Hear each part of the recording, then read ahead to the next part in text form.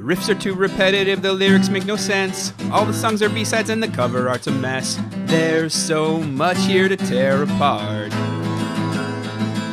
Listen to it for a week, now that we past. It's Why I Hate This Album podcast with Tim and Garrett. Hello and welcome to another episode of Why I Hate This Album, the show where we pick an album or a song, listen to it for an entire week straight, and then come back here and tell you, the listener, if we hate it and why. I am one of your hosts, Garrett Harvey. With me, as always, co-host extraordinaire, 1984's Dune to my 2024's Dune, Timothy Richardson. Dune, how are you? I am doing great. Really turned a corner this week, Garrett. Okay, I'm cautiously optimistic. Care to elaborate? Well, I know you were worried. I spent most of the last week pretty depressed after my Ghostbusters reboot focusing exclusively on the best Ghostbuster, Winston Zeddemore, was rejected by Ernie Hudson, who seemed to vehemently hate the idea. I admit... Surprising to me. Well, if you'd read the script like you said you had, I don't think so. But, Garrett, it turns out, as luck would have it, Ernie's on Cameo, and for $195 a minute, he has to read the lines of dialogue I have written, and with some creative shots and edits, I am almost done with the entire film, and luckily, I am paying him way less than I thought it would cost to hire him as an actor. Once I'm done with this project, I'm going to have him do my Oz spinoff, Warden Leo. Oh no, don't do that. It's a comedy. Oh, no it isn't. My spinoff is. I've not seen a moment of it or read a single word of your scripts. I guarantee you, it is not. God. Fucking Oz. If you are too young to have ever seen the show Oz, congratulations, you were not permanently scarred as a child. You really should not have watched that much HBO as a child. I think that's... Yeah, it was... God. It was the wrong ratio of slam poetry to prison rape for any show, let Absolutely. Absolutely. And on that note, I think we can say Fred and Belinda, bad parents. Yeah, not for letting me watch that. Oh. That's just coincidence. Okay, Tim, parenting decisions aside, I am curious, what album have you been listening to for an entire week straight? We have been listening to Tom Morello, The Nightwatchman, One Man Revolution, this time is for real. You son of a bitch, Garrett. You're ruining my bits. Stomping all over them. Good stuff. Yeah. Boy, Tim, and after an entire week with Tom Morello presents The Nightwatchman, brought to you by Kraft Macaroni and Cheese, do you hate this album? Ooh, Garrett, this is a terrible album. Truly, truly awful. Really bad stuff. It is cringe-inducing. Garrett, I might love this album. Strictly, of course, as a fan of abject human failure. We will get into it. I suspect I will hate it by the end of this. But listen, this was just so enjoyably terrible for me. It was as uncomfortable a listen as watching Scott's Tots on The Office. But Garrett, this album is a fascinating insight into the mind of a delusional, narcissistic lunatic, and I believe this album should be taught at the university level in psychiatry courses. It is truly bizarre. What about you? Everybody take out your DSM, and in the next 90 seconds, how many syndromes and diagnoses can you derive from this album? God. Oh, Garrett, do you hate this? Yes. And you're right, too. God damn it. And we're going to get into all the nitty gritty, all the general thoughts, but I'm going to say something up top to whet everybody's appetite. I think that musically there is almost nothing wrong with this album. Yes. And I hate it. Are you counting vocals as music? No. All right. We'll get there. We'll get there. Oh, God damn him. Tim, I'm furious and bewildered and a little scared. Sweaty even. Yeah, I'm pit-tastic. Okay, you hate it or possibly love it. I definitely hate it and might love it. I do not see a world in which we get to the end of this episode without us both deeply and unequivocally hating this album. But but it's going to be a hell of a journey. So let's get going. Tim, prior to this week, oh God, it's going to be lengthy, isn't it? What is your history with Mr. Morello and his alter ego, the Nightwatchman? Well, Garrett, I of course know Mr. Morello quite well from the Rage Against the Machine, which I felt really represented me as a child. Because I was an idiot. Go back and listen to whatever episode that was for that. As far as the Nightwatchman, Garrett, I downloaded a copy of this, illegally of course, did not give him a dime because I support his, shall we say, ethics. And I think he would appreciate that. Well, not him. His character would. He would not. Right. Anyway, I downloaded this in 2007. I listened to it a few times, pretty much dismissed it. I mean, I did not pay any attention to all the insanity that lives on this. I kind of just, in my head, this was his attempt to Dylan and kind of mix Rage Against the Machine ethos with Dylan or whatever. But yeah, I mean, again, I did not give this the amount of attention it should have gotten because this thing needs to be pulled apart. It needs to be dug into. This may be the craziest album we have ever listened to. It really might be. Yeah. What about you, Garrett? I know you've heard this at least once. I have heard this exactly once prior to this week. Right. I went all the way through it one time and was like, that is not for me. Yes. And never listened again. All right. And wasn't really a Rage Against the Machine fan either. So, Tom Morello, 0 for 2. What about Audioslave? God damn it. Loved Audioslave. Really liked Audioslave. Yeah, real big slave head, this guy. I don't know why he about called himself that. Yeah, nobody should say that. Okay. Yeah, I did say, how many times have you seen Audioslave? Once? I've never seen Audioslave. I've seen Chris Cornell solo a couple of times, which he did a bunch of Audioslave and, Soundgarden and whatnot. Sure. Yeah. And Michael Jackson. Not recently, though. No, not recently. Because he's dead. Yes. What's wrong with you? Anyway, yeah, I've seen Audioslave 3 times. Wow. Yeah, not bragging, to be clear. Yeah, I was a fan, I guess. Honestly, it was really like, so this is as close as I'm going to get to Soundgarden, right? Okay, that's fine, I guess. That's fair. Okie dokie, Tim, that's your history, that's my history. That is to say, we kept it at an arm's distance. Before we can really talk about this soup of garbage, we need to understand the man who made it. The why, the where, the what the fuck was he thinking of it all. So, take us on a journey. Help me understand. Who is Tom Morello? What is a night watchman? And how, in God's name, did he not have a single friend to be like, hey, Tom, maybe not this one, bud? Well, Garrett, Thomas Baptiste Morello, a guy with a weird middle name, was born just a few blocks north of where we're sitting now in Harlem, the Big Apple, to Mary Morello and, I apologize in advance, Wethe Njoroge.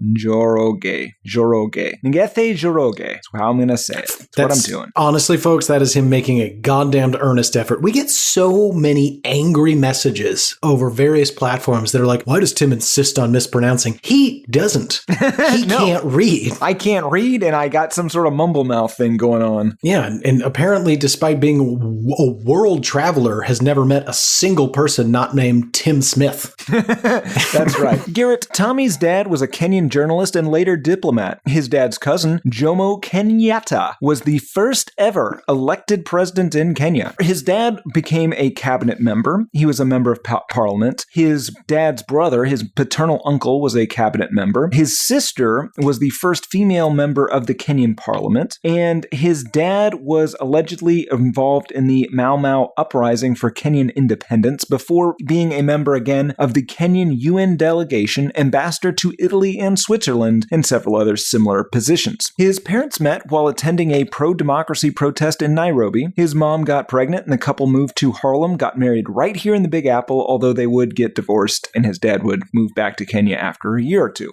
For her part, his mom, Mary Morello, traveled the globe teaching English in various countries, including Kenya, and also participating in various political causes, including prominently the U.S. Civil Rights Movement in the 1960s. She also worked with the NAACP, fought Jim Crow laws, was part of the Chicago Urban League. She founded the anti-censorship group Parents for Rock and Rap, fuck you Tipper Gore, and successfully fought Mitch McConnell, aka Addison Mitchell McConnell III's pornography victim Victims Compensation Act, for which she was awarded the Hugh Hefner First Amendment Award. She fought the incarceration of Mumia Abu-Jamal. She taught adult literacy. She worked for Doctors Without Borders. She worked to end the U.S. embargo of Cuba. She protested both Iraq wars before it was cool. She made a few suspicious-sounding trips also to Cuba and the Soviet Union, sneaking in through Siberia and Mongolia, which Tom described as peace missions to both countries. And, Garrett, exactly 1 week from today, on October 1st, she will turn 101 years old, so I think as a podcast we should say, happy early birthday, Mary. You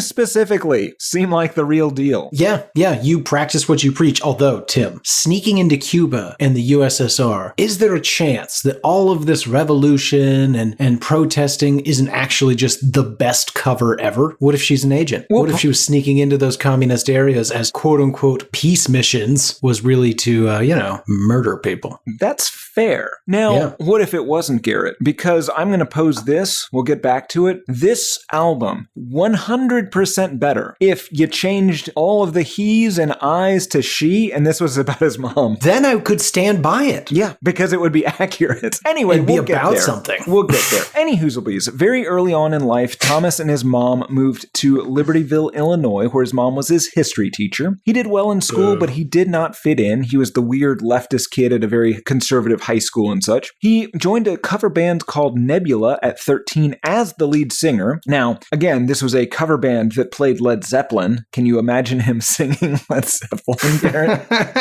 No. That was a bad band. Then he got a guitar. He formed a band called Electric Sheep with Adam Jones of future Tool fame, who apparently went to the same high school. Then Garrett, he went to Harvard University, go Wildcats, a distinction later to be sullied by Rivers Cuomo, and he was in a band called Board of Education. Get it? Board of B-O-R-E-D. They're bored. Oh, I needed to see it written out. Now it's quite funny. That's good satire. Anyway, the band won the 1986 Ivy League Battle of the Bands with Carolyn Bertozzi on keys. Now, Garrett, you obviously know her better as Howard Hughes medical investigator, MacArthur Genius Grant recipient, and developer of bioorthogonal chemistry, as well as the coiner of the term, for which she was awarded the 2022 Nobel Prize in Chemistry. But Garrett, Tom is definitely the sort of person who will let you know that he went to Harvard, despite not wanting anything to do with the elitists or whatever. To quote him on Twitter, @DaveZ67, one does not have to have to be an honors grad in political science from Harvard University to recognize the unethical and inhumane nature of this administration, but, well, I happen to be an honors grad in political science from Harvard University, so I can confirm that for you. This guy sucks. I'm just gonna say it. He sucks. Dude, I've known 5 people, not including him, that have gone to Harvard, and half of them are this guy, and the other 2 are just like, they treat it like they were in prison. They do whatever humanly possible to not let you know they ever went there. And I think that's the right reaction. Yeah, those are the good ones. Yep. Anyway, after Thomas graduated with his bachelor's in what the internet describes as social studies, he moved to Los Angeles to sling dick. Wait, what? He said, when I graduated from Harvard and moved to Hollywood, I was unemployable. I was literally starving, so I had to work menial labor, and at one point, I even worked as an exotic dancer. Brick House by the Commodores was my jam. I did bachelorette parties, and I'd go down to my boxer shorts. Would I go further? I'll never tell. All I can say is, thank God it was the time before YouTube. You can make decent money doing the job. People do what they have to do. After fucking dark, Tom. And also, Tom does not know how YouTube works. They will not show dick. They have a really stringent algorithm or whatever. I simply cannot get around it. But yeah, he moved to LA to show that peacock off. Thank God for YouTube and their fucking maturity guidelines. Otherwise, we would all be mercy to Tim's puppetry or God knows what. Adam Jones had also moved to Los Angeles, and Tom Morello actually introduced Jones to Maynard James Keenan, so he is responsible for Tool in addition to his other musical crimes. The former stripper worked for U.S. Senator Alan Cranston, but he hated it, so he decided against a career in politics that he apparently just felt otherwise entitled to. Apparently he wasn't allowed to call Alan's constituents racist when they were being pretty racist, and that was a bridge too far for him. In the late 80s, he he joined the band Locked Up. They released the album Something Bitchin' This Way Comes on Geffen Records in 1989. Now, you may have noticed by this point I'm not mentioning a lot of arrests for civil disobedience or fighting riot police outside of a Democratic National Convention or something like that. And the reason for that is he didn't do any of that, at least according to a cursory Google search. I could be wrong. Maybe he has some sort of secret arrest record out there, but it's just something to keep in mind randomly. He's busy erotically dancing. He danced so erotically. Honestly, I think even when he's not erotic dancing, he's dancing erotically. I'm gonna disagree. Morello met Zedler, and they put together Rage Against the Machine from people he and Zedler knew. They played LA clubs for about a year before releasing a self-titled debut album in 92 on Epic Records, produced by Garth Richardson, no relation. And I'm not going to go into too many details. They appeared at Lollapalooza naked with duct tape over their mouths and refused to play in protest of the PMRC, something Tom was presumably very comfortable with. They released Evil Empire in 96, a song on the soundtrack to the definitive treatment of Godzilla, 1998's Godzilla. They were kicked off SNL for hanging upside down flags, something Supreme Court justices now apparently just do with regularity. They toured with U2. They played Woodstock 99, aka Goodstock. They released Battle of Los Angeles in 99. That debuted at #1 on the Billboard chart, and then they were kicked out of the Big Apple Stock Exchange for filming a video there with Michael Moore, which got the stock exchange shut down for a few minutes, which they count as a win, and then they broke up in 2000. Morello said, "There was so much squabbling over everything, and I mean everything. We would have fist fights over whether our t-shirt should be mauve or camouflage. It was ridiculous. We were patently political, internally combustible. It was ugly for a long time." They would notably have some reunions over the years because they love money. Yeah, they do. To further milk it, they released a covers album and some live stuff. But I've always found the timing of this to be very strange, right? They were really interested in protesting the Clinton administration. So I assume by default they kind of just tacitly approved of the Bush administration. I don't know. It's when they hung up their spurs. I guess they were like, job done, fellas. Yeah. We got him in office. Yeah. They must have only really been fighting with Zedler, though, because the 3 non-Zedler members of Rage Against the Machine decided to get a new vocalist and be a different band. The first thing they tried to do was be Ozzy's backing band. Oh, yeah. But then Rick Rubin set them up with Chris Cornell and they became Audioslave.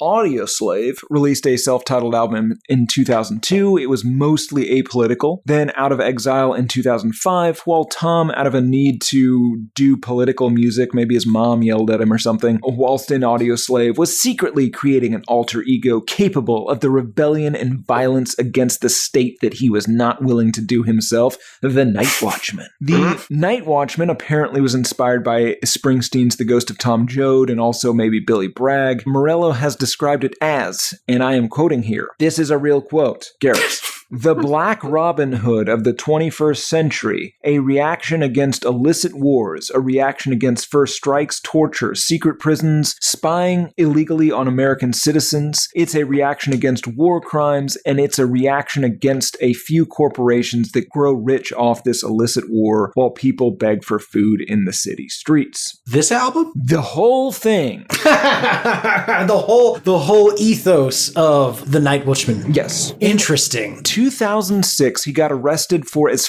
far as Google seems to know, the first time, with about 400 other people protesting a hotel workers union, protesting for a hotel workers union, probably, in a protest where those willing to be arrested wore yellow signs to distinguish themselves as such. I didn't know that was a thing. I guess I'm not that familiar with protests, but perhaps he wore the wrong color shirt and just got caught up in something he didn't mean to. I don't know.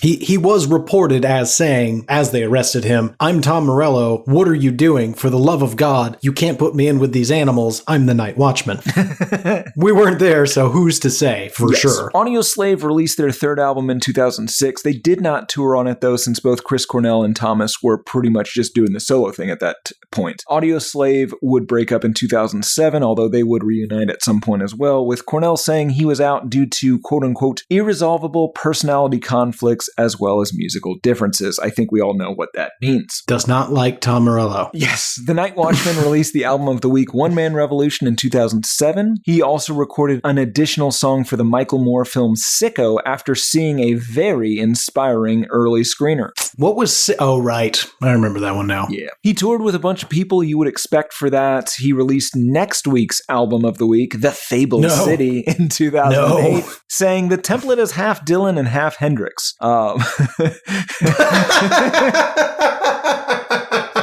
I have listened to that as well. I can confirm he misses both those marks pretty severely. Finally, together at last, nuts and gum. God. Yeah. In 2008, he played a terrorist in Marvel Studios' Iron Man, which I think is a really great metaphor for this whole thing, pretending to be a revolutionary on behalf of one of the biggest and frankly most evil corporations possible. Well done. Yeah, I mean, most of this whole album is him pretending to be a terrorist, so maybe... We'll get there. Jesus Christ. In 2009, Tom and some other musicians sued the U.S. government for declassification of all documents related to the use of music in interrogations at the Guantanamo Bay detention camp. He said Guantanamo is known around the world as one of the places where human beings have been tortured, from waterboarding to stripping, hooding, and forcing detainees into humiliating sexual acts, playing music for 72 hours in a row at volumes just below that to shatter the eardrums. Guantanamo Bay may be Dick Cheney's idea of America, but it's not mine. The fact that I helped create music that was used in crimes against humanity sickens me. I wonder what a humiliating sexual act is. They're all so humiliating, kids. Oh, you're so full of shame. There's a lot of hoods and standing on ammo containers. It's weird. I wouldn't call that stuff. Sexual.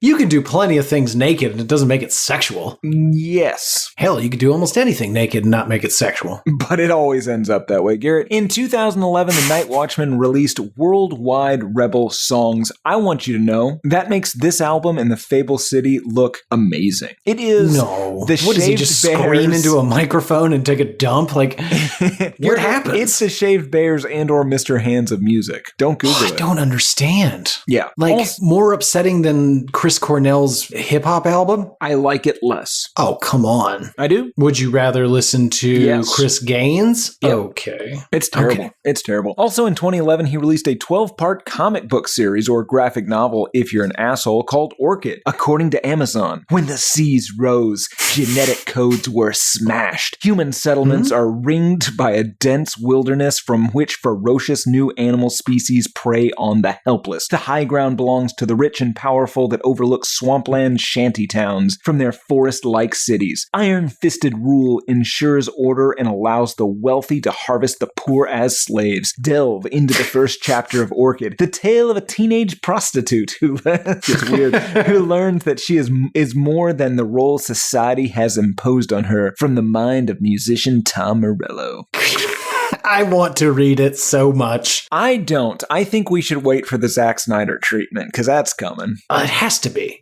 It has to be. I'm trying to picture this. And so there's like mountains with rich people, and then there's horrible bog creatures and people that live in swamps. And okay, I mean, I'm into it. It sounds terrible. Yeah, it does. Anyway. Did he stop doing anything and everything in 2011 and the history's over? Nope. He started the band Street Sweeper Social Club, which is not worth your time. He started playing guitar with Bruce Springsteen and the E Street Band from time to time. He also started Prophets of Rage in 2016, which was Audioslave minus Cornell, plus Public Enemy and Cypress Hill folks, with Thomas saying, "We're an elite task force of revolutionary musicians determined to confront this mountain of election year bullshit and confront it head on with Marshall stacks blazing." He is a child. He sucks so much. He has like the most ridiculous concept of how to of protest and revolution, and I don't know whether to find it like endearing or depressing. Depressing. In 2018, Morello did a solo album which was not Nightwatchman related, called The Atlas Underground, with guests like Marcus Mumford, Portugal the Man, Gary Clark Jr., Killer Mike, some other people. He then released The Atlas Underground Fire in 2021, and then also in 2021, he released The Atlas Underground Flood. Also, in 2021, it came to light that he is pretty good friends with Theodore Anthony Statutory Nugent, aka The Nuge, after Howard Stern outed them as buddies. A lot of people thought this was strange given Thomas and Theodore's respective political beliefs and historical treatment of women, but Thomas told everyone to fuck off. He's sticking by his friends despite some disagreement, saying, I reserve the right to be friends with anybody, reserve the right to confront opinions I disagree with open-heartedness and love, or by throwing a brick. One of my favorite things to do is to go over to Ted's house and I ring his doorbell and I brick him in the face. No, I think they're friends, Garrett. Yeah, they're clearly friends.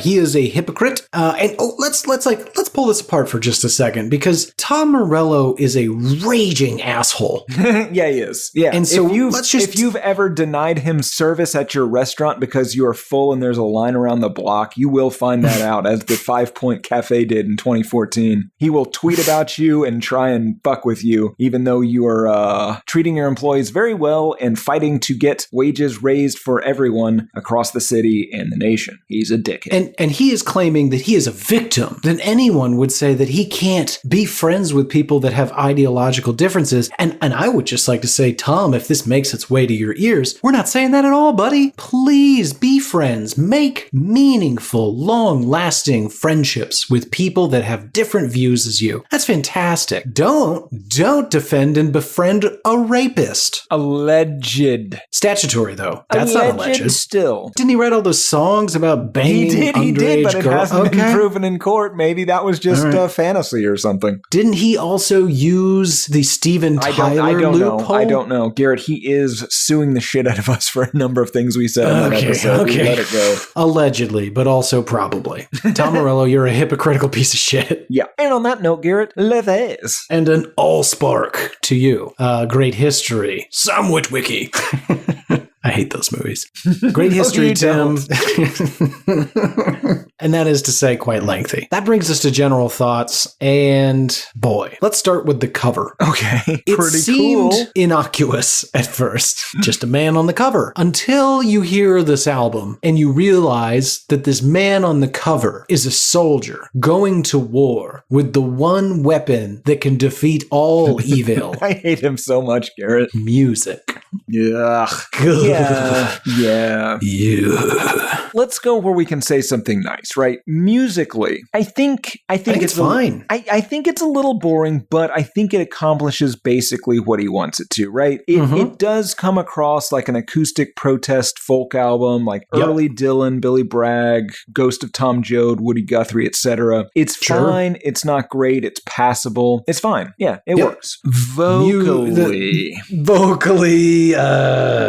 Vocally, both orally and the content. Well, let's just talk orally first. Yes. We'll do content third. Good call. There's too much meat on this bone. Okay, I'll throw a few sounds likes your way. Obviously, you've already mentioned Dylan. He's definitely, by his own admission, trying feverishly to sound like Bob Dylan. Unfortunately for him and us, it's more of a combination to my ear. Dylan, E from Eels, Johnny Cash, and Lou Reed. Yeah, but also like one of those guys got kicked a bunch in the chest. Oh, and whoever played Tex Hooper. Oh, yeah. Yeah. Oh, yeah. We'll get to that. So, the content, Tim. Right. Holy shit balls. But, okay, there are two main problems. So, okay, lay it on me. Okay, there's two main categories of problems, right? It's super cringy and embarrassing, but the first problem here is that it's ostensibly, he would claim this is a protest album, right? It's supposed to be something like a Woody Guthrie, but it's never about the cause. It's not an album about injustice or politics or his view or the oppressed and downtrodden, et cetera, et cetera. Yeah, he's just a narcissist, and this entire thing is this weird, ego-driven, self-aggrandizing mythology that he would like to create about himself. The whole thing is a full album equivalent of giving yourself a nickname, which he's already done. Which he literally does for the album. The second main problem, though, is about how he goes about building this embarrassing The Nightwatchman character. It's just, like you said, he's got no friends, he's also got no self-awareness because he thinks he's coming off like this perfect mix of Woody Guthrie and Che Guevara and Jason Bourne. But it's so delusional. It's basically Mac and It's Always Sunny saying he does ocular pat-downs and declaring himself the sheriff of Patties. It's horror. He wants to be viewed as a freedom fighter that's secretly going out at night like he's a character from Steinbeck's The Moon is Down. But I mean, let's say it. He thinks of himself as some sort of terrorist Batman. Yeah, absolutely. Yeah, he thinks of himself as the Batman from that Red Sun Superman movie. Red Sun. The Russian one. The communist one. Yeah. Got it. But the album, so it's inadvertently this unfiltered view on exactly how he sees himself. And, I mean, first of all, he's a terrible person. But like we've talked about this on the show before, when we used to live in Texas and drive from Dallas to Austin or wherever, and you'd stop at a gas station to piss. And every once in a while, you'd walk into that men's room and you'd stumble across some jackass that had clearly was like, he had his shirt pulled up and he was flexing in front of the mirror. He's checking himself out. This is the musical equivalent of that. It's a guy who's just like, he put himself out there and you're just like, oh God, though, it's really bad, friends. Yeah, it's most of what I follow on Instagram. It's people that are like, check this shit out. You're just like, what? Yeah. Don't show people that. Right. It's amazing. That's the only reason to like this album, is it is rare that somebody is so ignorant to how they come across to other people. Yeah, absolutely. And it's amazing because it's both so dishonest and so honest at the same time, right? Because this is... It's dishonest and telling. Yes, because this is a very truthful telling of how he sees himself, and how he sees himself could not be further from the truth. Yeah. At the end of the day, you're just a super rich dude who's done none of the things you espouse. Yeah, I guess this is as good a time as any to say this. Apropos of nothing, he's worth like $40 million. Of course he is. Of course he is. He's been in like at least 2 successful bands and one that probably makes more money than it should. Yeah. And again, though, I think what would make this album instantly 100% better is if, again, just find and replace all of these references to him, make this an album about his mom, right? How she's a mild-mannered high school teacher and social activist who is also out at night bombing Illinois capitalists. Jesus. It's a good album. I mean, I'd be into it, but it might be equally as unpopular for different reasons. It would at least be like about something, though, instead of a made-up character like a child. All right, we're going round and round. I think we've said our piece. It's important that everyone get a chance to really hear as many of these lyrics as we can stand. Also, what we should say just before we get that, when we say we hate this, I don't think either one of us is saying that we agree with destroying Latin America entirely for the benefit of 6 Americans' bank accounts or not paying people a living wage. We're not okay with that. I'm glad you made that distinction. You know what, Tim? I'm really glad you did, because it helps to sell our position even further. We more or less agree across the board with this asshole. Right. I too think we should violently over... Fucking goddamn you. You're going to get us visited by the Secret Service again.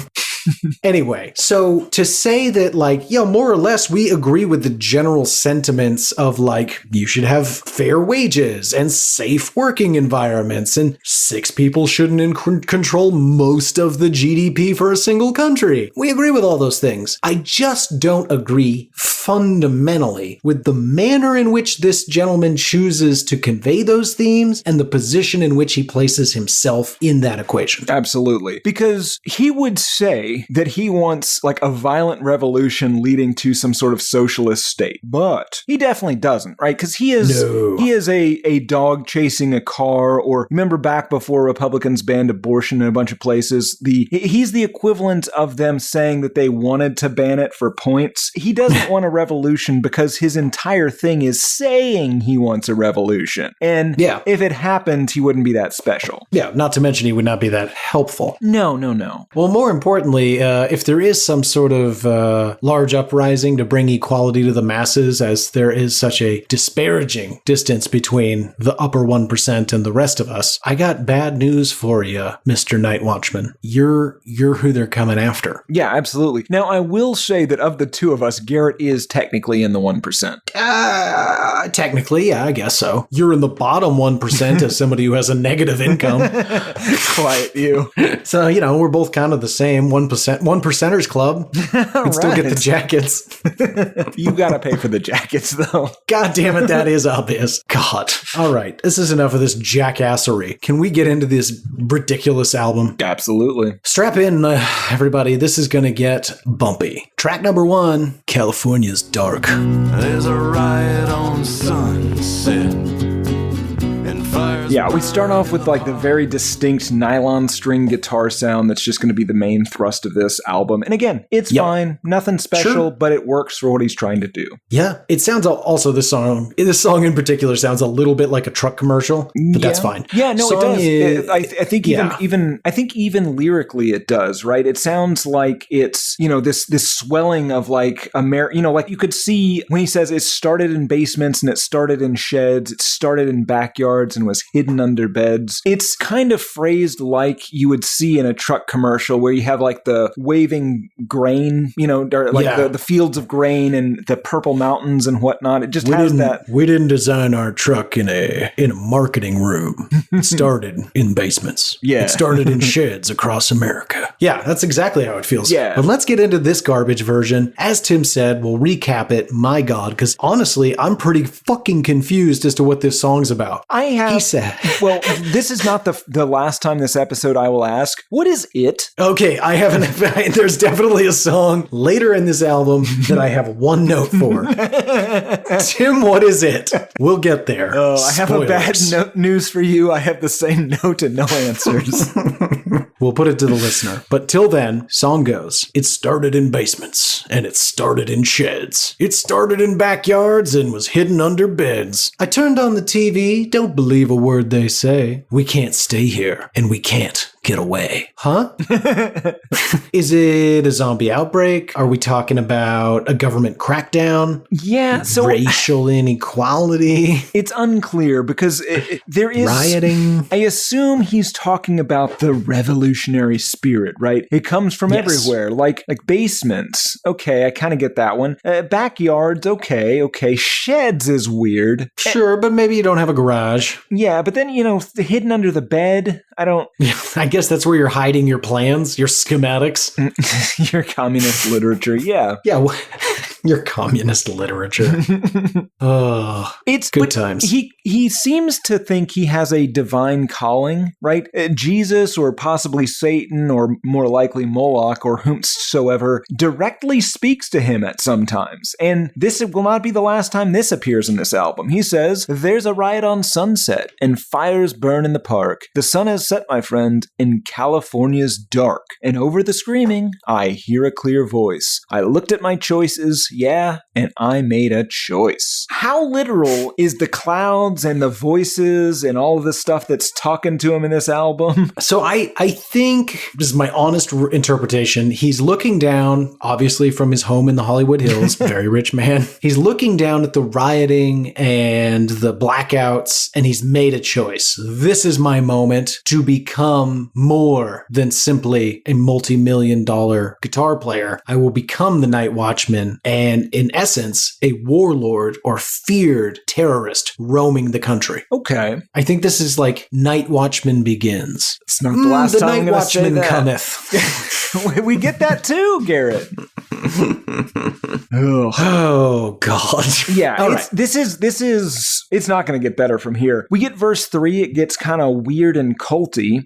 He says, come stand among the rattlesnakes at the side of the desert road and close your eyes and listen to the music music hard and cold. It sounds borderline like Jim Morrison poetry. Yeah. It's crazy to think somebody this accomplished could write something this late in his career and think it worthy to be included in any song, let alone this one. Yes. Now, it gets even weirder, though, because it then goes on. It seems like Moloch or some sort of other horrifying deity that spoke to him. Like, he describes something like borderline like Lovecraftian or maybe a Blair Witch of some sort. He says, for something walks across these fields for which there is no name. You might have heard different, but I was there when it came. What is it? I think it's, my notes literally say, I think it's a revolution or pig monsters. I think I was probably thinking of The Village. Yeah. No, I was just imagining, he's pulled off to the side of the road. He heard that voice and he decided, like Jonah, of course, to initially run from the voice, right? The choice he made when viewing that riot was to get the hell out of town. So he goes out, he's driving out to the desert. He has to take a piss. He stops on the side of the road. He's peeing. There's rattlesnakes. I don't know. Eastern California. It's bullshit. It's just like the rest of the garbage middle part. And he's pissing. And then all of a sudden, Garrett, this horrible tentacle monster comes across the land. It's got these tentacle faces. It is a Cthulhu, frankly. And it's just like, hello, I told you. You have to be the Night Watchman. Why did you run from your fate? That's my favorite voice. You do a great Cthulhu. I was thinking more of a Zoidberg. Hello. Funny too. Are you going to finish those snakes? Huh? I think you're right. I think California's Dark is Nightwatchman Begins. I think this is what he would like to be his calling. Yeah. Yeah. And I think that, of course, nothing is well articulated in any of these songs, really. But I think there's maybe like an inciting moment. Either there's rioting, like there's a revolution like brewing, or the government has started to like crack down further because like something has spurred him to action. There's a reason he's suiting up. Yeah. The Cthulhu. Interesting. What if it's a government summoned Cthulhu? Oh, they tried to harness the power of the dark arts. That's a thing our government would do. It's maybe somebody's like Scooby-Dooing him or something. No, I think it's quite real. I think that if the U.S. government was like, Mr. President, we've got 2 big pieces of information. 1, Cthulhu's real. Jesus Christ. 2, we can control it. God damn it. Get him in a uniform and get him to the Middle East. Absolutely. Yeah. Anyway, Garrett, we got to move on. Track number 2, One Man Revolution.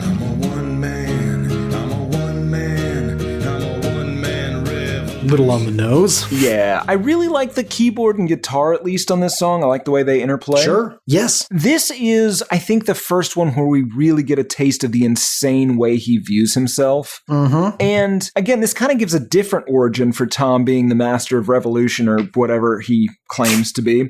He sings about a history as though we don't know who he is. Exactly, yeah. He's on the streets of New York, the cabs don't stop. On the street where I live, they call the cops. Found a noose in my garage, now how about that? So tonight I'm in the bushes with a baseball bat. So I guess people call the cops on him because he's black and they put a noose in his garage and cabs don't stop for him. And his reaction is what does not seem to be a defensive move, right? It's not, I got a baseball bat, I'm keeping it to protect myself in case those news people come back. He's hiding in bushes, actively waiting to bash some folks. Yeah. That's why I'm leaning more towards terrorist than vigilante. Well, I think he starts out as a vigilante and then he thinks, well, maybe if I do a big enough vigilante act, everyone will be afraid, and then I'll solve the problem in the future. Yeah. A shock and awe campaign, if you will. Right. Now, Tim, we've lived in the Big Apple for a minute now, and I just want to say this story doesn't add up. So, streets of New York, cabs don't stop. On the streets where I live, they called the cops. Oh, I guess maybe he's saying he lives in a nice neighborhood and they call the cops on him because he's black? Maybe. I mean, the cabs don't stop because he grew up, though, though, in the 70s and 80s. Like, I think that's believable. Okay. Yeah. Oh, I was thinking more modern time, and I'm like, you live in a very nice neighborhood. Yeah. What are you talking about? But that's fine. We'll give him a pass. There's plenty to pick at. Mm-hmm. Now, Garrett, I absolutely hate this chorus. This is one of the worst choruses I've ever heard. Because This is the chorus every person makes up when they don't know a song. You can make this chorus up about apples, bananas, parking. Like, please, take us through it. It is insulting as a song. Because I'm a one man, I'm a one man, I'm a one man revolution. I'm a one man, I'm a one man, I'm a one man revolution. The time is nigh, the day is dark, there's only one solution. I'm a one man, I'm a one man, I'm a one man revolution. First draft, last draft, out the door. Yeah. Jesus. Also, who says that? I'm a one-man revolution. Again, he's picturing himself as Jason Bourne, but like for the little guy. It's like some amalgam of Robin Hood and Batman. So it's like green leather. Oh, I guarantee you he's got a green leather suit, Garrett. It's probably a duster. Yeah, he'd look good in a duster. A green duster.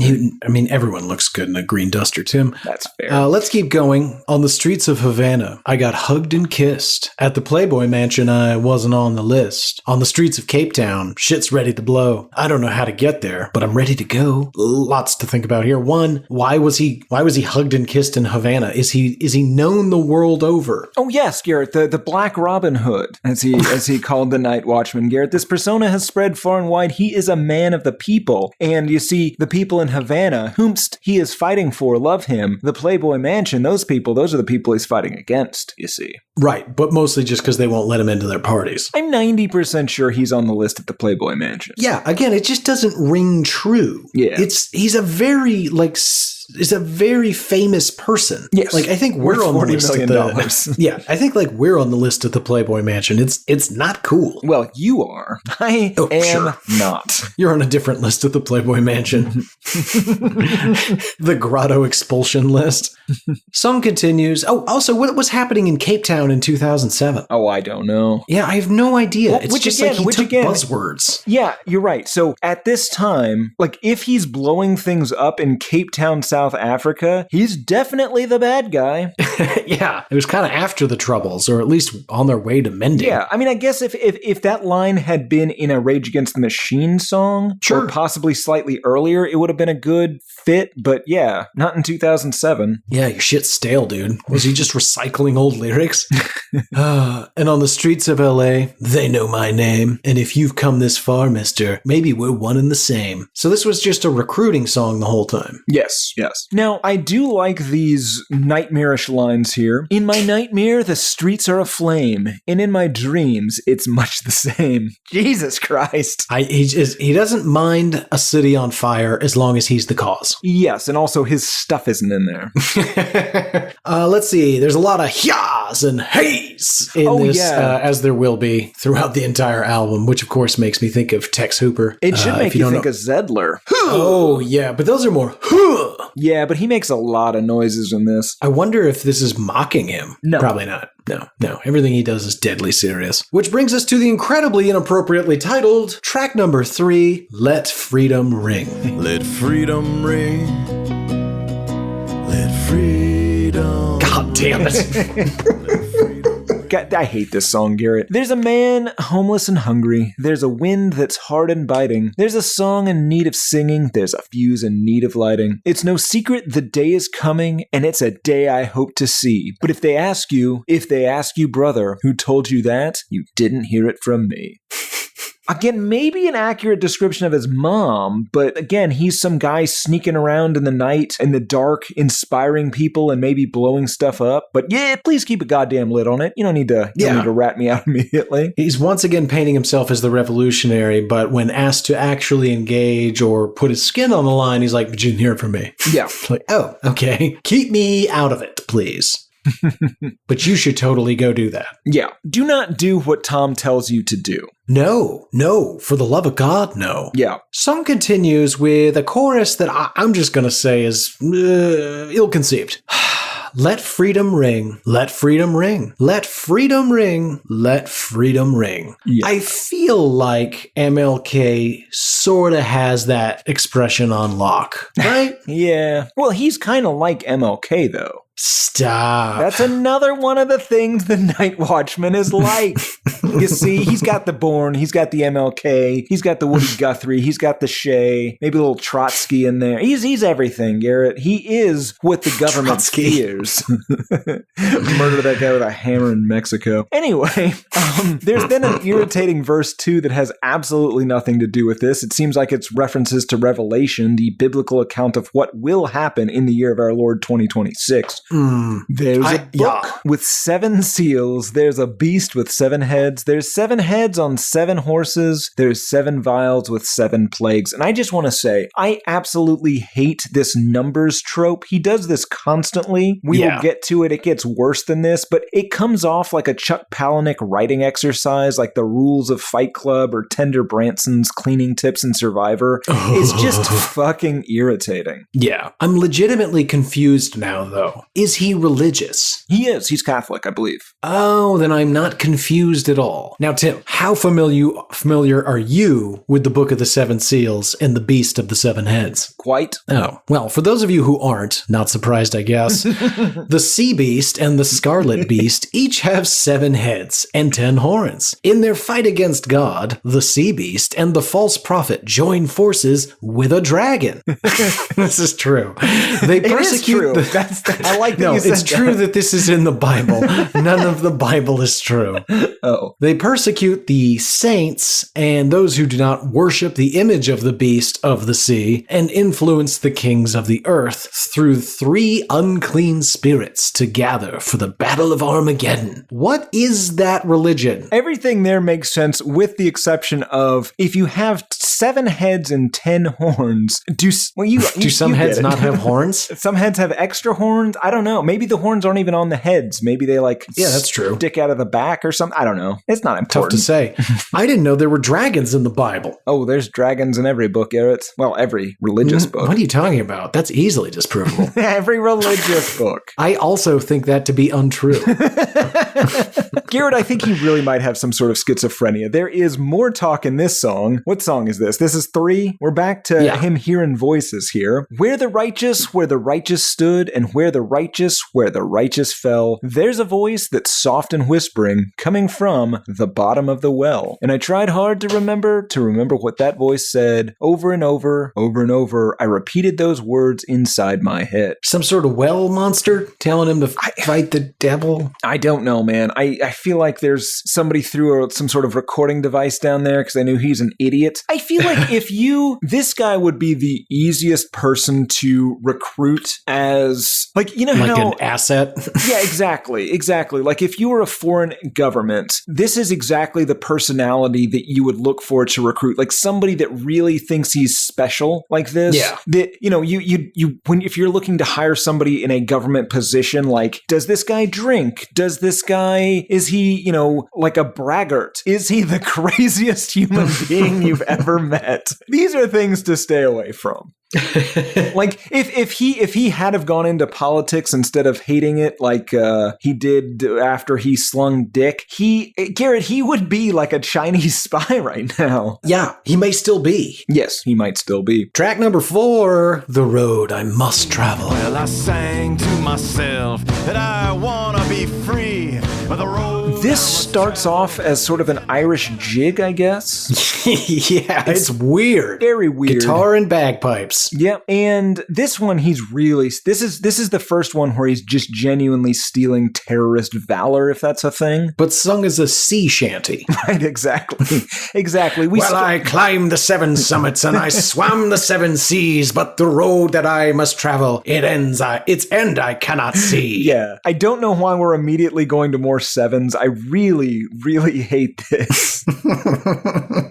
But it moves on. This is what he wishes is his actual biography. It could not be further from the truth, right? This guy grew up, I mean, I wouldn't say upper middle class, but as far from this as you can think. Well, I fought in the jungles and I fought in the streets, but the road I must travel, its end I cannot see. Once I had a reason, don't know what it could be, and the road I must travel, its end I cannot see. I sang to myself, I want to be free, etc., etc., etc. That is most of the song. Yeah, and then you get the na na na na na na. Yeah, that's a real song. Bullshit that drives me crazy as well. I will say it's an Irish jig sea shanty thing. Sure, but I will say this: of all the songs, despite it being completely ludicrous, once again, it is a lot more fun. Yeah, this upbeat. I honestly I don't mind the music in most of these. I mean, it is stupid for what he's saying, but sure. Yeah, but this one, you get into the na na na nas, and so anyway, let's get into it a little bit. He conquers nature with those summits. He conquered man. He fought in the streets and the jungles, I guess. But then, Tim, this is where things start to fall apart a little bit. Once I had a reason, don't know what it could be. He sounds a little like either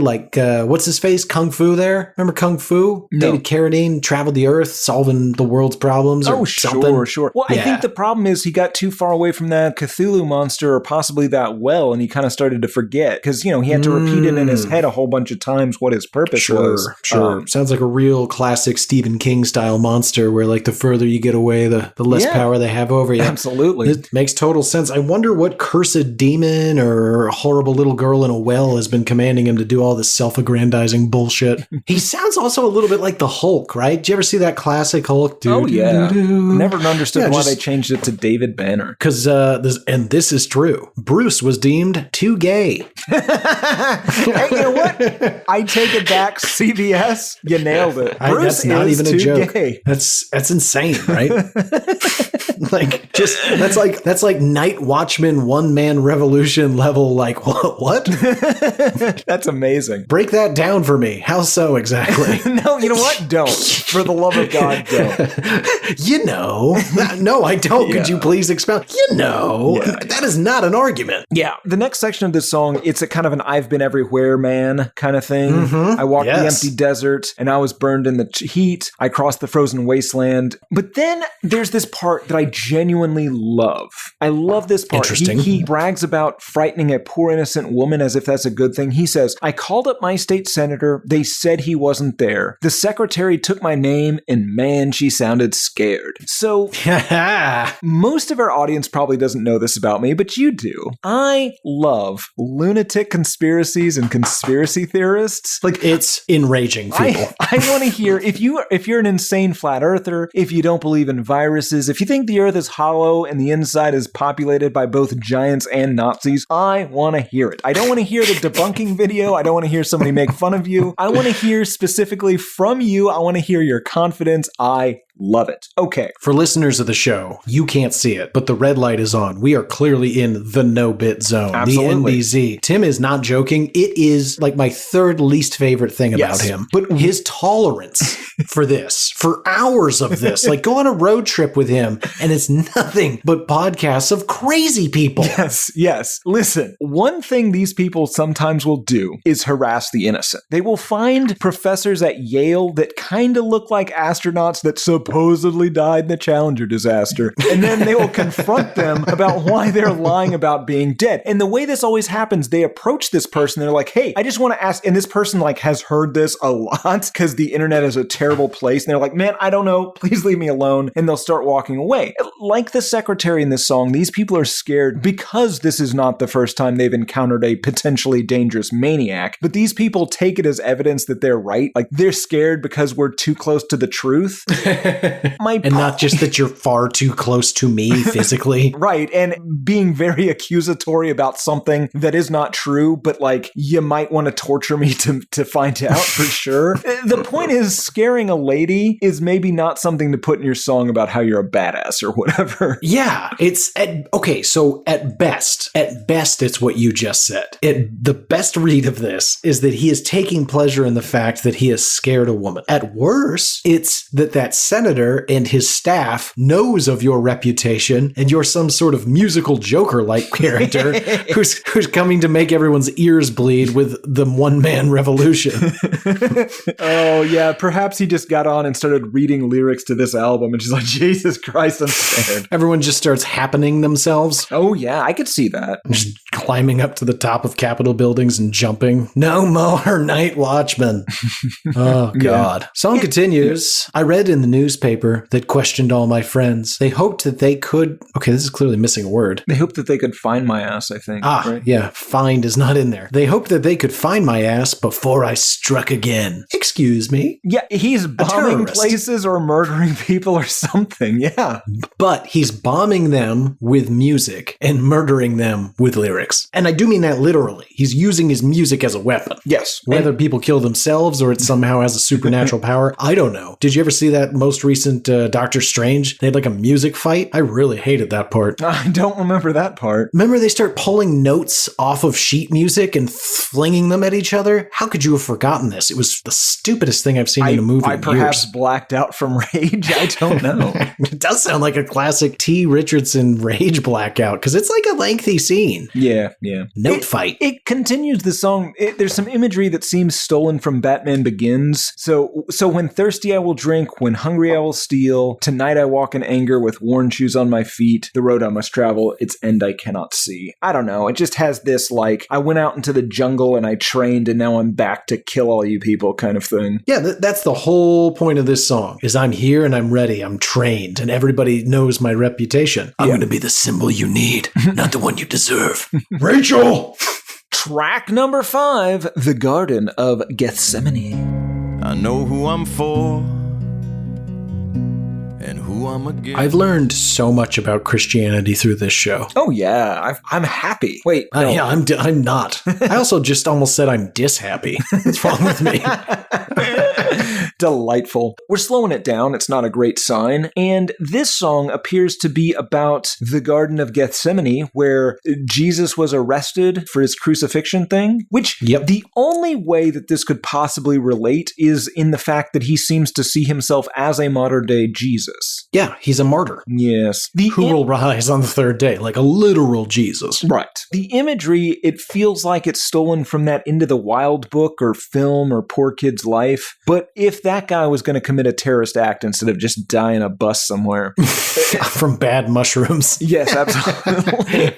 You idiot. Don't eat fucking mushrooms you find in the woods. He was so hungry, Garrett. He was like 80 pounds. Be hungry. Don't eat suspicious mushrooms. Most of them will kill you. On the side of the dirt road, an old Chevy wreck. I climbed through the window. I sat in the back. I gathered my thoughts with my head in my hands, my next of kin, my list of demands. Now, other than the fact that it was a Chevy, that's pretty much what that kid did, right? He hid in a broken down van and bus. I think it was a bus, yeah. And he basically wrote out his obituary. Yeah. The difference, though, is he wasn't planning to go put on a suicide vest and walk into Yeah. He does I'm not talking anymore about that guy. Chris McCandless, I think. Uh-huh. The Nightwatchman, on the other hand, paints himself as a ninja. I slipped from shadow to shadow. I saw things I should not see. The moon rose high over the Garden of Gethsemane. So I think also in the Garden of Gethsemane, Jesus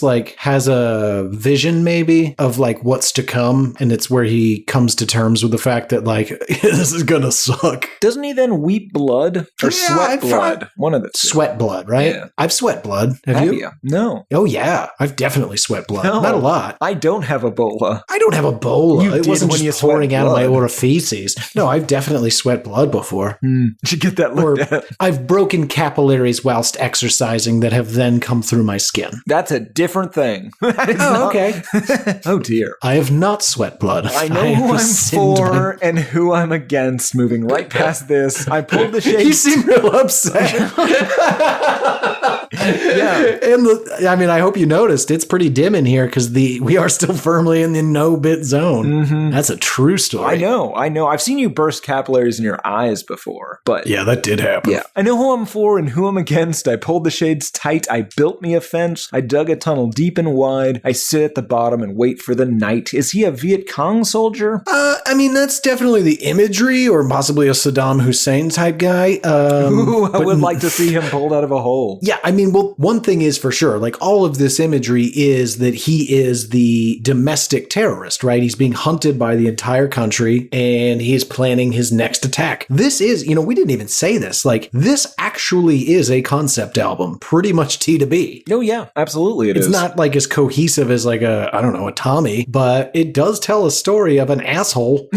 Yeah, because he definitely, you're right. It seems like he is going to suicide bomb somebody, or at best die in combat. I mean, not him, obviously, but somebody like him, right? Right, and we need to stress like his tools for anarchy are a guitar. So like he's going to break into Congress with like a huge amp on his back and be like, "See what the hell, motherfuckers!" But then he's going to start singing "House Gone Up in Flames," and everyone's going to be up in flames. Don't jump ahead. It's catchy. But anyway, my point is that like while people will die, it will be slow and agonizing from either their own hand or their ears slowly leaking their brains out. House gone up in flames. Morning has come, clean clothes on the line. There'll be no tomorrow. I rise and shine. Jesus Christ. Let me read that again. Morning has come, clean clothes on the line. There will be no tomorrow. I rise and shine. If you swallow the coin from the wishing well, your dreams will come true in heaven or hell. So yeah, he's definitely seems like he's not coming home that night. He's gonna be exploded. Or whatever. Yeah. Melted by notes. Now, Right. did you catch the cool fact about half of that verse? That it was written by Chris Cornell and texted to him and he just stole it? Yes. But I also want to note, listeners, don't eat change that you find in a well. Absolutely. The best possible outcome will not be getting your wish. It will be a severe tummy ache. That is the best you could possibly do. God, I used to eat quarters as a little kid. Okay, come on. We are still in the no-bit zone, Garrett. I know. Ugh. Let's see. Take my hand, down we go. Take my hand, love, down we go. So I guess he's taking us all down with him. Yes, or at least one other person. Fair enough. Track number 6, the one that Tim apparently loves. House Gone Up in Flames. Yeah. It's in the national anthem. It's in the scurrying roach. It's back to more fast-paced. It's nice until he starts singing. And then, Garrett, I think we have This the is it. same comment. We're here. The same horrible riddle, if you'd like to say it. Well, let's read a bit first and see if the listeners can guess what question we both have. Song goes, it's in the grain of the wood, it's in the needle's rust, it's in the eagle's claw, it's in the eyes you trust, it's in the jackal's dreams, it's in the sleet and the hail, it's in the unmarked box that came today in the mail. Listeners, for $1 million, what is it? Yeah, it is a horrible riddle. There is no answer because he put no thought into it. It definitely has more of a Western flair than some of the other songs. It does. But again, this whole trope, it comes off as like Chuck Palahniuk-y, right? Like it's like a writer's class exercise. I need something to like a framing device for this. Yeah. And then he just didn't change it. Yeah. Yeah. It's like, well, sometimes when I have a hard time like getting started writing, I'll just say it's in, and then I finish the sentence, and then eventually you start to find your path. And he's like, I say it's in the, and then I come up with an animal name and a fact about that animal. Like eagle's claws or jackal's dreams. The thing we all know about those animals. yes, super common phrases we all use in America with each other daily. It's in the dead man's pocket. It's in the child's first sin. It's in the Constitution, written in very small print. It's in Colin Powell's lies. It's in the shaman's trance. It's in the cellar waiting. It's in the best laid plans. Garrett, what is it? That promise of the American dream? In Colin Powell's lies? No. Well, freedom of speech, Tim. Okay. And are they really lies if you have no idea that what you're saying is complete and utter horseshit? That's fair. It's yellow cake. Lisa needs braces. Had to be said. We could cut and run and take half the blame. Don't stop now, that's why he came. House gone up in flames. Huh, yeah. Checking out the manholes. Feels good. It's in the national anthem, The Scurrying Roach. It's in the closed partition between First Class and Coach. It's in the Relentless Fever. It's in the Lonely Room. It's in the Hands of Fate. And it's in the Pharaoh's Tomb. Garrett, what is it? We surveyed 100 people and asked them, what is it? Number one answer, who are you and why are you talking to me? God damn. That is, I guess it is the subtext of American failure? In the Pharaoh's Tomb. You know, man, I don't, I've tried legitimately, and I am at a loss. Right. Let's not waste another minute because it remains to be seen. Listeners, write in hatePodMail@gmail.com. You can go ahead and title that email, What Is It? And let us know, what is it? Until then, though, Tim, track number 7, Flesh Shapes the Day. Freedom, steel and faith, tooth and bone and wire. Now, Garrett, is he trying to create a new phrase?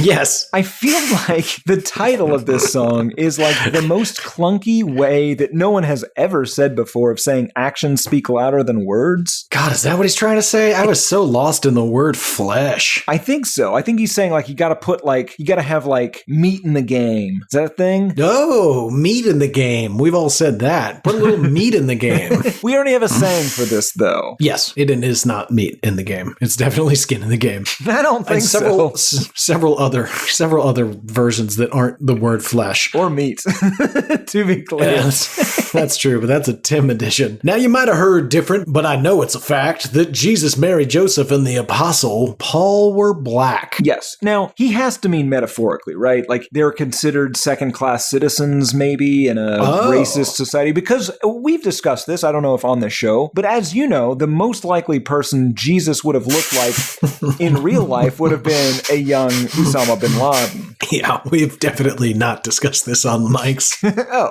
quite strategically. Great. I mean, you're 100% right. Anywho's hard to hear, but it's true. Nobody wants to hear it. Even me. Maybe especially me.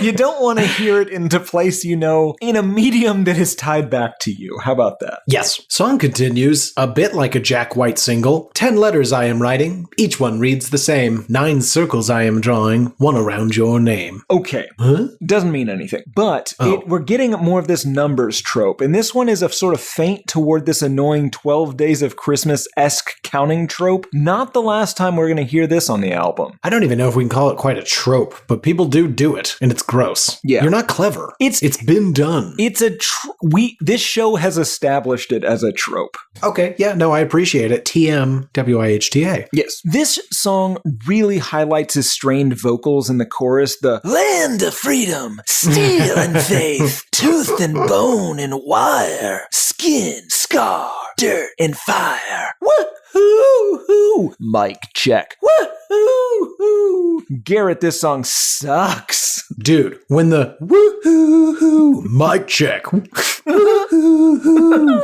when that happened, I rewound. I was just like, wait, huh? God damn, it almost turned into Scooby-Doo. Just, what the fuck, man? What are we doing? Also, what the fuck is he talking about? Land and freedom, steel and faith, tooth and bone and wire, skin and scar, dirt and fire, skip the woohoos. It doesn't matter who you are. If not, it does not matter what you say. Flesh shapes the day. So the last part what of does that, that mean? The last part of that is like, it doesn't matter who you are. Your words don't matter. Only your actions in the moment. I think that's the actions speak louder than words. Now, what that land and freedom through the dirt and fire bit is, no idea. I thought that this song, and I'm not joking, I thought this literally was like, we used to be about real and important things like land and freedom and steel and faith, tooth and bone and wire. It gets weird there, right? Your list is getting strange, Gary. Get back on topic. Anyway, God damn it. It doesn't matter who you are now. Flesh shapes the day. So we become too superficial and sexualized is how I read it. Like we used to have important priorities like land stand and steel. And now we're talking about, I don't know, flesh? So he's kind of a nationalist. I think he's religious. Yeah. And I think he doesn't like all this promiscuity and boobies. I could see that. He seems to support black bloc anarchism, I guess. It's as clear as a pillar of smoke and broken Starbucks glass. Oh, yeah. Yeah, I support my troops. They wave black flags. They wear black masks. I think that's kind of a clever line, I guess. Do they, though? What? What's the black flags about? Oh, the black bloc. It's the guys, like the people outside of the WTO. Okay, the WTO folks. Yeah. Okay, that's what I thought it was. Gassed, yeah. All right, that's fair. That's what I think. And I think that 3-line bit kind of works, right? It's a nice little turn of phrase, I guess. But then he goes on, all the roads are closed, smoke is rising from the fields, the monsters left their cages, an angel set them free. Here's what I think that. This man empathizes with everyone. He is the most empathetic man in the world. He cares so much. Simultaneously, he's a man of action. He finds solidarity with the oppressed so much that he has found solidarity with oppressed zoo animals. He considers himself their angel, and he's setting the bears and monkeys free to wreak havoc as well, right? The monsters left their cages. The angel, aka the Nightwatchman, set them free. Set them free. Interesting. I thought it was about George Bush's administration militarizing the police. Oh. Yours makes more sense. Although you shouldn't call giraffes monsters. They're elegant. They are. But have you ever been bitten in the face by a giraffe? They're tons, no, but I Garrett. have had a neck strike, and they are monsters. Those horns are a lot more dense than you'd expect. People don't realize that giraffes have horns. They do. Yep. And they'll smash you right in the face with their giant, thick skulls. Mm-hmm. They sure will. Takes very little taunting. Track number 8, Battle Hymns. Battle hymns for the broken, battle hymns for the misled. This seems to be about how he's an avenging angel who's going to kill a bunch of people in glorious fire. Fantastic. I mean, is it not? I don't know. Let's keep moving, Garrett. Battle hymns for the broken, battle hymns for the misled, battle hymns for the wretched, the forgotten, and the dead, battle hymns of redemption, of solidarity and pride, battle hymns we will be singing at the turning of the tide. So he predicts, presumably he wants his music to be sort of the soccer chants, if you will, of the revolution. I was picturing that dude with the guitar. Oh, sure. I was picturing more the dude from the Mad Max movies with the flame guitar. Ooh, I like that. And so as they ride into battle, everyone's forced to listen to this garbage. Yes. Can you explain to the mothers and the fathers of those who come riding home in coffins in their military clothes, shiny medals pinned to their dead teenage chests? Again, I don't disagree at all with the underlying point of all of this, right? Sure. Can you explain away the sleight of hand and the criminality of spending souls for oil? Well, in the mirror I can see, I am the path that leads down. I am a dark and bloody hall. I am the reaper, executioner, hangman, judge, and the law. It starts off reasonable, and then it turns into, I'm gonna murder everyone and set everything right again. At best, it turns into Judge Dredd. I am the law. Absolutely. Garrett, now that you mention it, I am super surprised that he didn't self-finance and star in an incredibly embarrassing low-budget movie or possibly long-form music video to go along with this. In fact, he might, and if so, that's our next episode. Yeah, and episode. It's going to be a two-parter. God, I am the Reaper, the Executioner. So he's coming for vengeance. So I do want to point something out here and see if we read it the same way. He says, I'm the Reaper, Executioner, Hangman, Judge, and the law. I am the law. So tie a yellow ribbon round the oak tree on the lawn, but the cavalry's not coming, because, brother, they're gone. And is he coming to kill you and the military ain't going to protect you because they all died overseas? Is that what we're to believe? Maybe. I'm not sure if he means the military specifically. I think he might be using cavalry in a general sense, like he's got you cornered and the police aren't going to get here in time. Oh, God. Yeah, he's going to play for you, Garrett. Jesus Christ. We get more narcissistic and inaccurate descriptions of himself, including commenting on his own excellent physique. It's very strange. This hit my ear weird every time. He's talking about, so I'm sharpening my shovel, I'm blind and I am purposeful, a martyr on the hill, I'm the call for retribution. And then he continues, I don't care of cause or consequence, head shaved and body lean, I'm the go-getter, the score settler, I'm the shadow on the green. What is the shadow on the green? Oh, I don't know. Some sort of grassy knoll? Oh, maybe. Probably There's not, a flock though. of blackbirds flying, nearly 10,000 strong, who set off this morning, and brother, they're gone. We're talking men, right? Not literal birds. Are we talking a bird army? Is this whole thing going to be kicked off with a bird army? I don't know, Garrett. I just want to ask, have you ever tried to kill anyone with a sharp shovel? Is that what he's doing? Yes. Right. And at the time, was your head shaved and body lean? Yeah, well, I mean, you got to stay in shape if you're going to lead a revolution. If you're gonna chop off a man's head while he struggles with a goddamn shovel. I'd watch that. Track number 9, maximum firepower. And don't be surprised if the Sermon on the Mount next time's delivered in a little He coffee house. directly compares himself to both Jesus and Woody Guthrie in verse 1, and it is unfortunate. It's not great. It's not how you get me into the song. No. He starts off, this one's for the shoeshine boy and the farmer in debt. Each string a barbed wire, each chord is a threat. This blues guy I met that never had a hit said you don't gotta be loud, son, to be heavy as shit. Well, I'm the trigger man, baby, and tonight I'll prove that this machine here, well, it kills fascists too. Go fuck yourself, buddy. This was the song the first time through where I honestly actually realized that he meant that song was going to win the day and that his acts of terrorism are somehow musically oriented, Yes. making him like the worst, possibly tick level bad guy known to man. Yeah. I'm the Nightwatchman. Oh, did you used to be like a security guard? No, I'll murder you with music. And also I maybe don't- this incredibly sharp shovel. And failing that, I've sharpened a shovel. Terrifying. It's less on theme, but it does get the job done. Yeah. And Want to don't- hear a song? No, I want to hear more about that shovel. Jesus Christ. What are you? And don't be surprised if the next Sermon on the Mount next time is delivered in a little coffee house. Because somebody's here, gotta let them know. I doubt it's me, but here I go. There's a little false modesty in there, but he's definitely saying that his music is the equivalent of the Sermon on the Mount. Yeah, and to be clear, he was like, who will lead us? I mean, I guess I could try. Probably not me, but if all you guys want me to, yeah, I'll give it a go. If you guys want me to be the leader, don't say anything. I'll do it. I'm not promising anything, but I'll do it. Okay, we're bleeping that.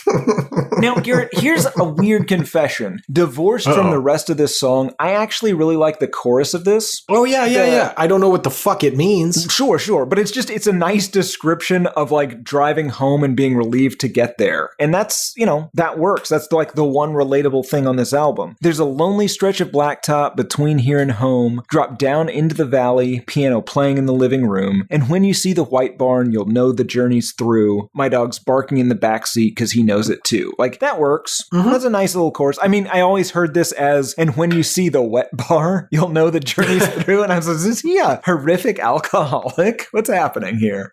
The song then goes on. It's more evidence that he sees himself as the lead in an action movie, like The Born Revolutionary or some shit, where he uses those skills to seize the means of production and redistribute it, I guess. I don't know.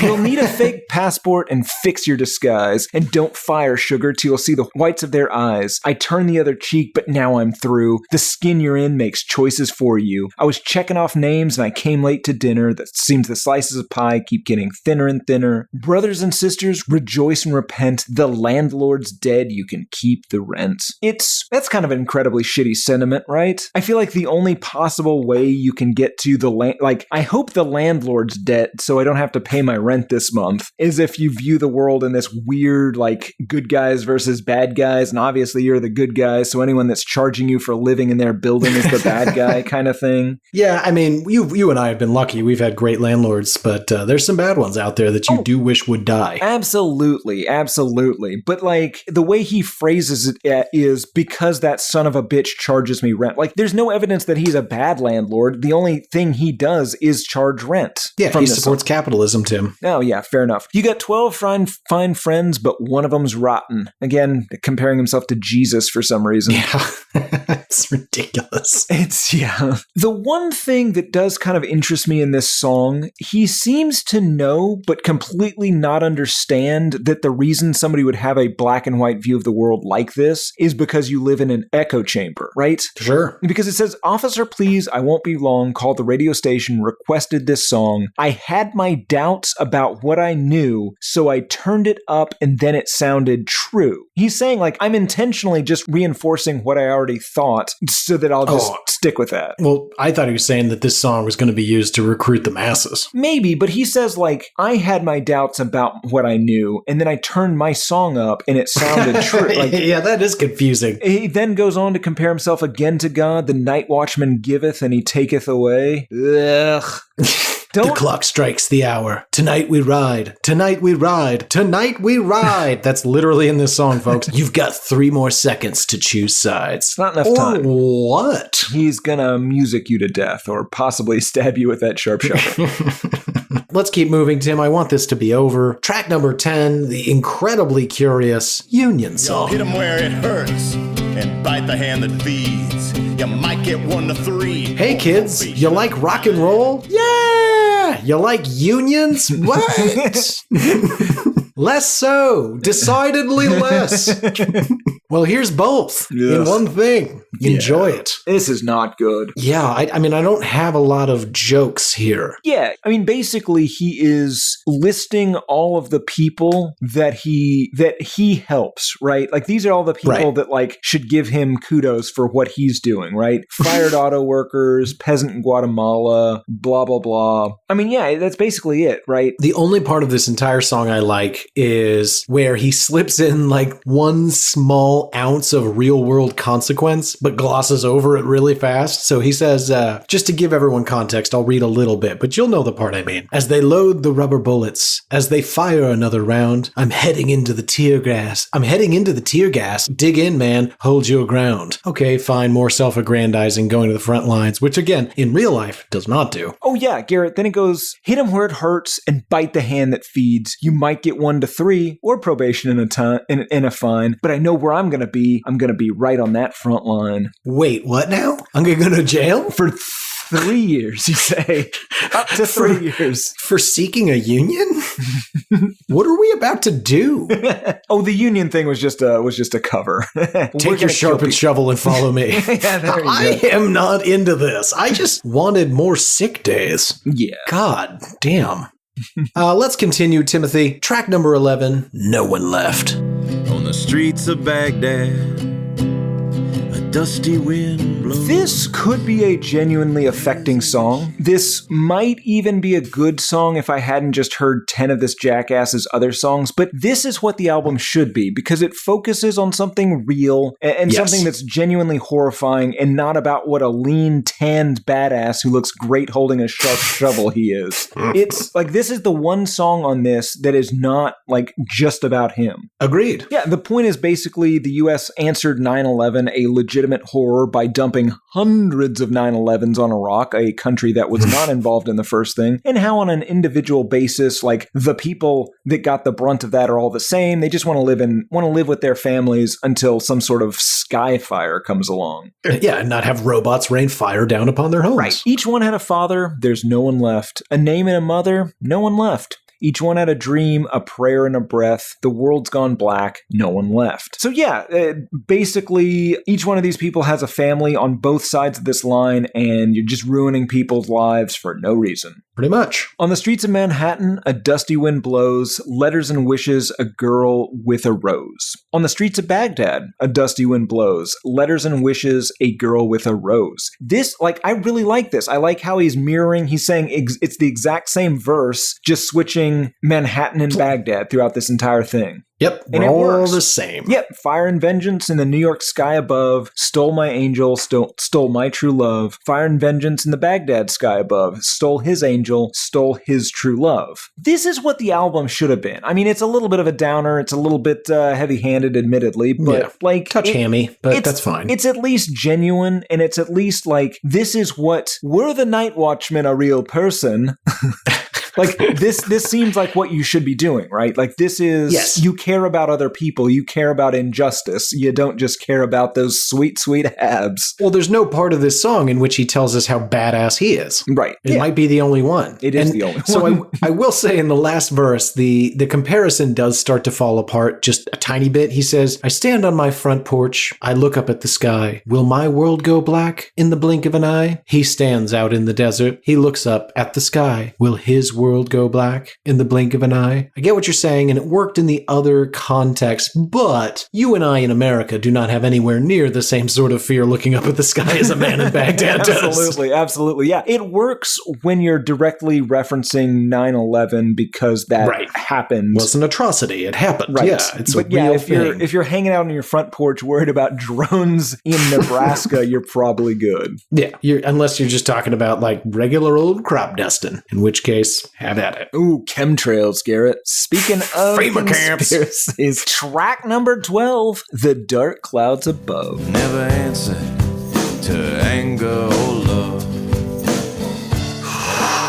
If you got a read on this, just have at it. I don't have a fucking clue what this song is about. Sure. This is another song about how he's insane and listening to a different set of voices telling him to do his bad thing, right? There are voices at the bottom of the well. There was that Cthulhu or possibly Scooby-Doo Cthulhu, I don't know.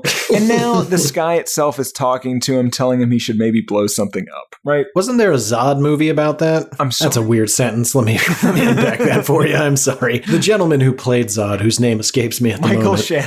Thank you. I believe he is in a movie where basically the sky is telling him an apocalypse is coming, and so he builds a bunker in his backyard and puts a shipping crate in it. I think and you're thinking of Michael Shannon. Yeah, I'm just putting a crate back here in case the world ends. You guys are welcome to come on in. I've got canned goods and some Dr. Peppers. Definitely won't eat you. Never listen to the pain, never listen to fortune or fame, never listen to eagle or dove, never listen to anger or love, but I listen to the dark clouds above. That's pretty much the whole song right there. Never been told what to do by a bird, but clouds run my life. Yeah. He's not letting other people tell him what to do. He's not motivated by money. He's not motivated by fame. Definitely not true. Not motivated by birds. Nope. Just by clouds and their words. They're cloud words, not word clouds. Those are things. Yeah. Now, cloud words. Tip for our younger listeners: if you do hear the clouds talking, always do what they say. Do not make the sky angry. Interesting. That seems super dangerous. I was going to say ignore them. Oh, you're playing with Cloudfire, Garrett. I don't think so. I think you're playing with schizophrenia.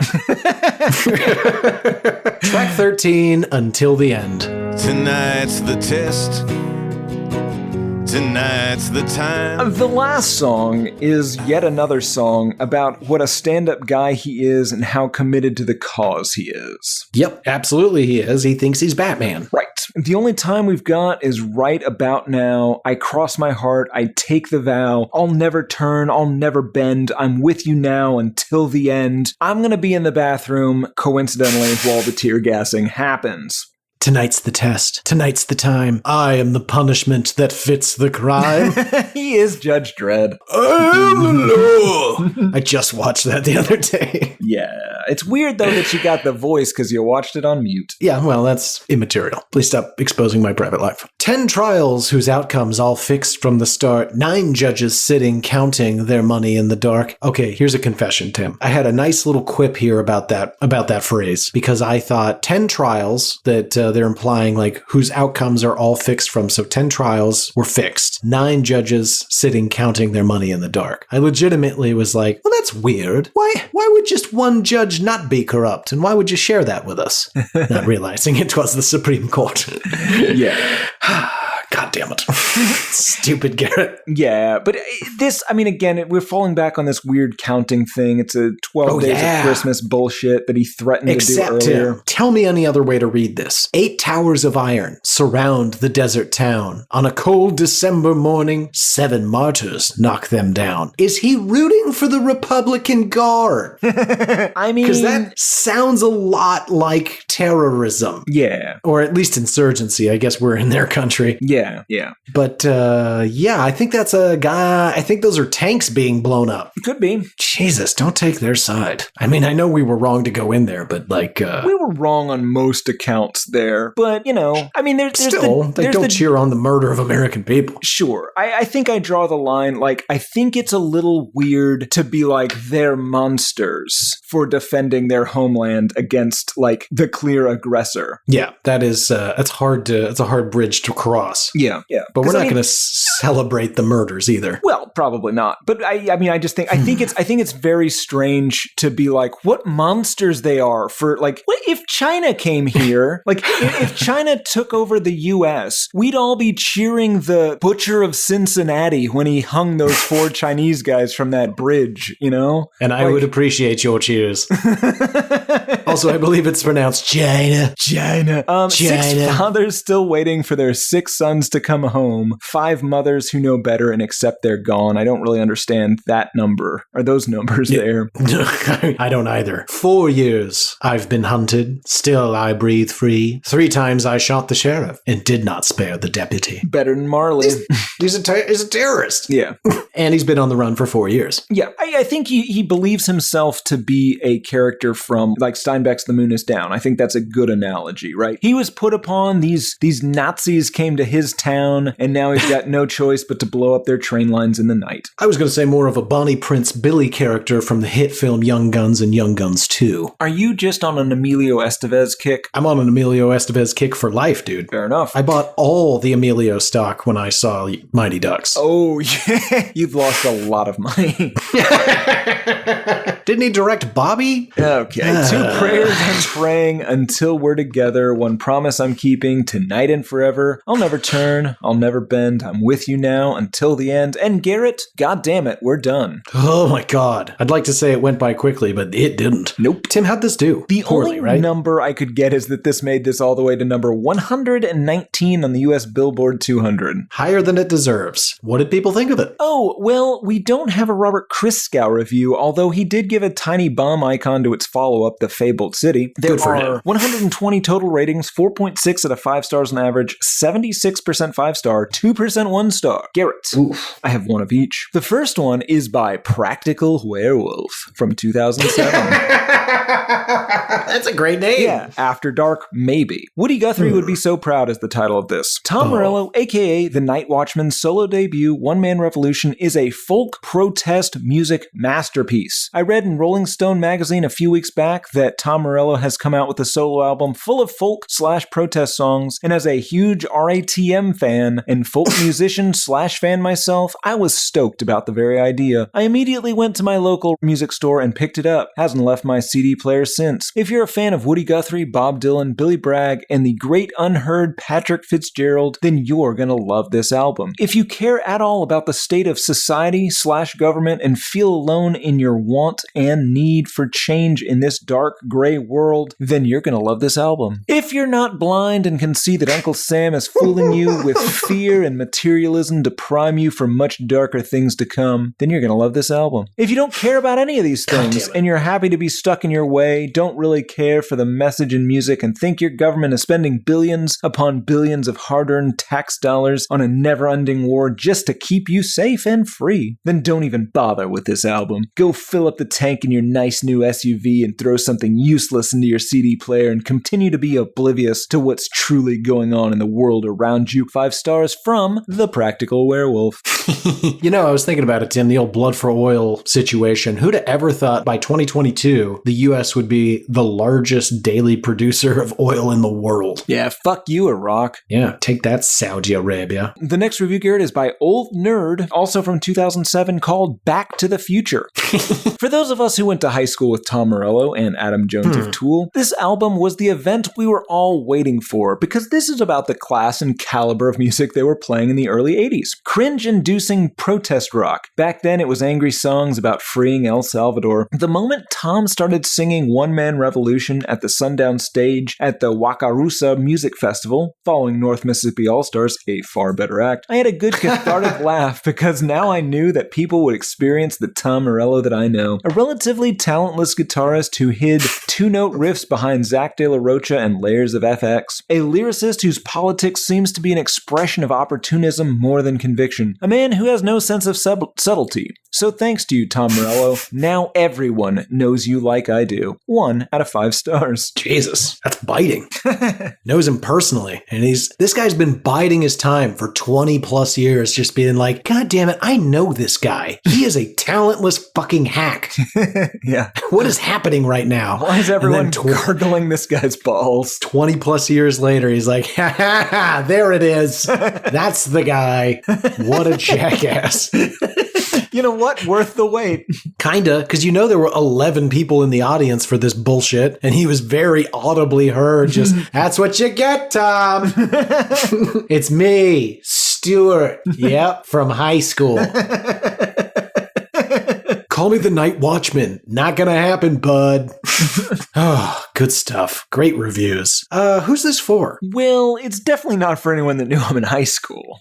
That's clear. I guess it's for people that want to fight the system and don't have that great of taste. I like that. Yeah. People who have never heard of Bob Dylan. Yeah, or any of those other many people he wants this to be like. Yeah. God, even like Neil Young. Yeah. I mean, consider Ohio in the context of this. Jesus Christ. Rockin' in the Free World is like the better version of anything on here. Sure. Yeah. God. Also, the reason that song's on my mind is from your review that was like, oh, this is just like in the 80s when they were doing all those protest songs. It's like, oh, what? Yeah.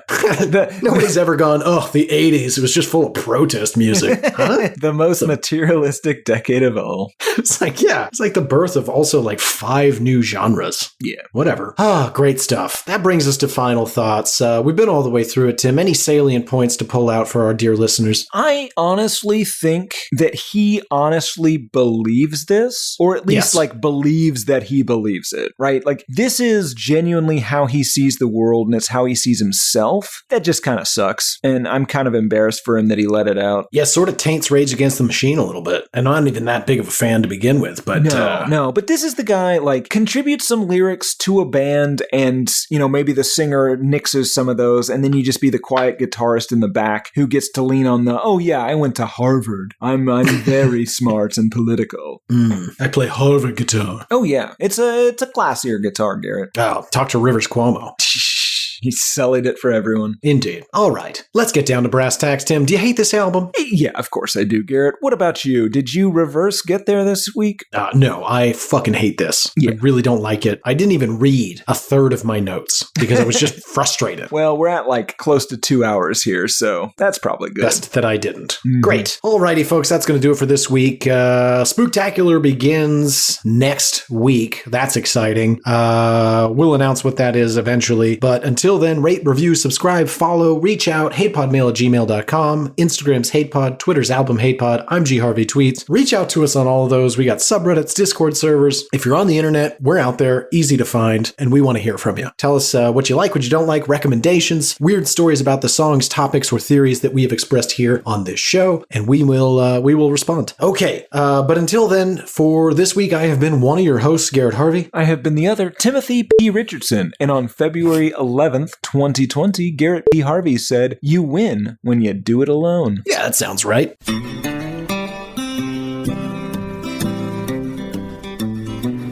There's cowboys running through my dreams. Nothing's quite the way it seems. I joined the Navy, got kicked out in a week. My facial features aren't distinct. Try to find some meaning in these songs.